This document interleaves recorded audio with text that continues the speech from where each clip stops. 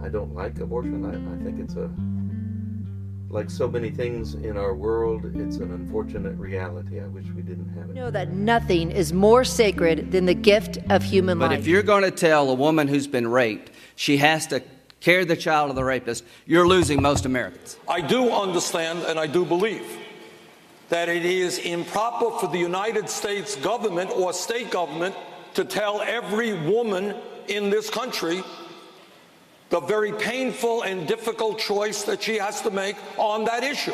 We happen to think that family planning is an important part of women's health, and reproductive health includes access to abortion. The issue we most want to hear candidates discuss during the 2016 presidential campaign is abortion, because it is a controversial issue that cannot be ignored.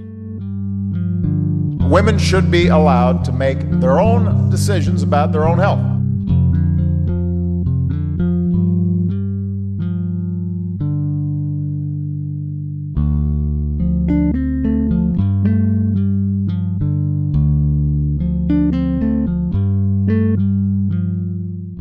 Ever since Roe v. Wade in 1973, the public policy on abortion is that it is the woman's choice.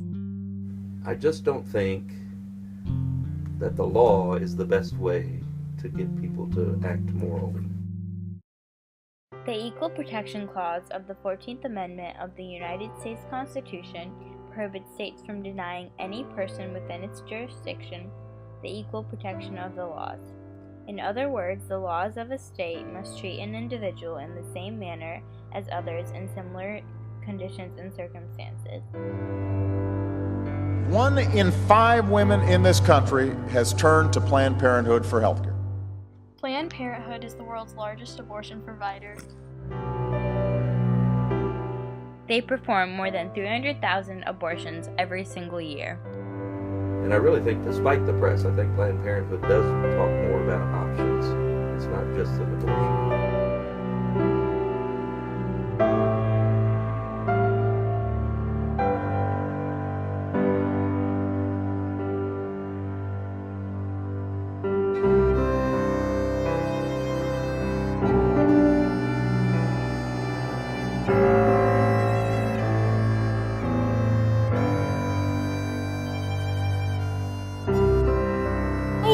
Percent of the work Planned Parenthood does has nothing to do with abortion. Only 3% of what Planned Parenthood does is abortion. Other services Planned Parenthood has include STI and STD testing and treatments, contraception, cancer screening and prevention, and other women's services.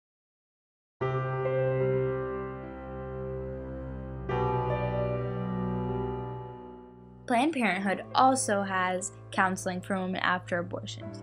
They help them with the side effects of abortion that include guilt, eating disorders, shame, low self-esteem, anxiety, drug and alcohol abuse, depression, and promiscuity.